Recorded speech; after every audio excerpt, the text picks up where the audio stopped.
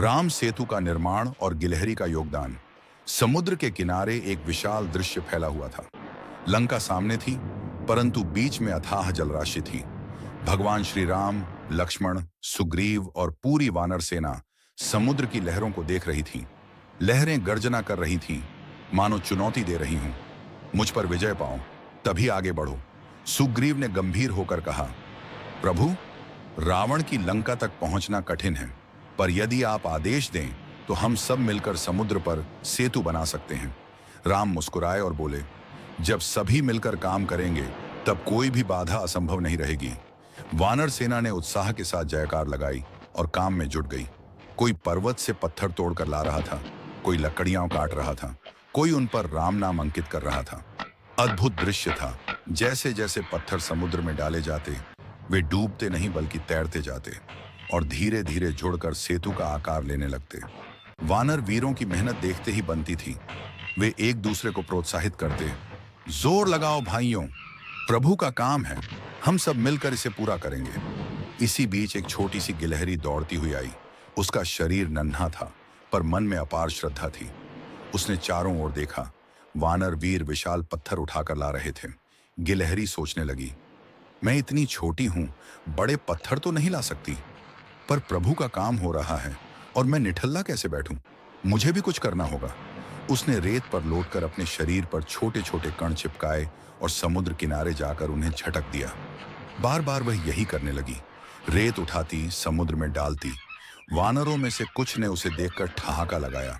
एक बोला, अरे देखो, ये नन्ही गिलहरी भी सेतु बना रही है। दूसरा बोला, तेरे रेत के कण से क्या होगा, यहाँ तो पर्वत जैसे पत्थरों की जरूरत है।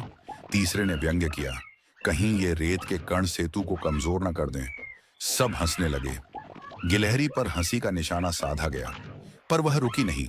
गिलहरी ठहर कर बोली, भाइयों, मैं जानती हूं कि मेरी ताकत तुम जैसी नहीं, मैं बड़े पत्थर नहीं उठा सकती, परंतु यह प्रभु का काम है और मैं अपने सामर्थ्य के अनुसार योगदान देना चाहती हूँ। यदि मेरे कण भी थोड़ी सी जगह भर दें तो यह भी सेतु के लिए उपयोगी होगा, और प्रभु का काम करते हुए यदि मेरा जीवन भी चला जाए तो वह धन्य होगा।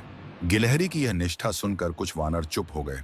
उन्हें लगा, छोटा होने का अर्थ बेकार होना नहीं है। यह दृश्य भगवान राम देख रहे थे। वे मुस्कुराए, आगे बढ़े और गिलहरी को अपनी हथेली पर उठा लिया। वानर सेना भी यह देखकर ठहर गई। राम ने कोमल स्वर में कहा, प्रिय वानरों, किसी का कार्य छोटा या बड़ा नहीं होता। जब हम सब मिलकर काम करते हैं तो हर योगदान की कीमत होती है। बड़े पत्थर सेतु की नींव हैं और छोटे छोटे रेत के कण उन्हें स्थिर रखते हैं। यदि ये कण न हो तो बड़े पत्थर भी डगमगा सकते हैं। राम ने गिलहरी को सहलाया और 3 उंगलियों से उसके शरीर पर फेर दिया। तभी से उसकी पीठ पर 3 धारियां बन गईं। राम बोले, यह मेरी ओर से तुम्हारी निष्ठा का सम्मान है। जब तक गिलहरी रहेगी, उसकी पीठ पर ये धारियां श्रद्धा और सेवा का प्रतीक बनकर रहेंगी। वानर सेना भाव विभोर हो उठी। वे गिलहरी के पास गए और बोले, बहन, हमें क्षमा करो, हमने तुम्हारे योगदान को छोटा समझा। अब हमें समझ आ गया है कि सेतु बनाने में तुम्हारा श्रम भी उतना ही मूल्यवान है। इसके बाद वानर और गिलहरी मिलकर काम करने लगे। कोई पर्वत जैसे पत्थर लाता तो कोई रेत के कण डालता। सबने मिलकर श्रम किया। यह दृश्य अद्भुत था। शक्ति और निष्ठा दोनों एक ही धारा में बह रहे थे। दिन रात की मेहनत के बाद धीरे धीरे समुद्र पर एक विशाल सेतु तैयार हो गया। देवताओं ने आकाश से पुष्प वर्षा की और गगन गूंज उठा। जय श्री राम। राम ने पूरी सेना को संबोधित करते हुए कहा, यह सेतु केवल पत्थरों और रेत का नहीं, बल्कि सहयोग, एकता और प्रेम का प्रतीक है। याद रखो, सबसे छोटा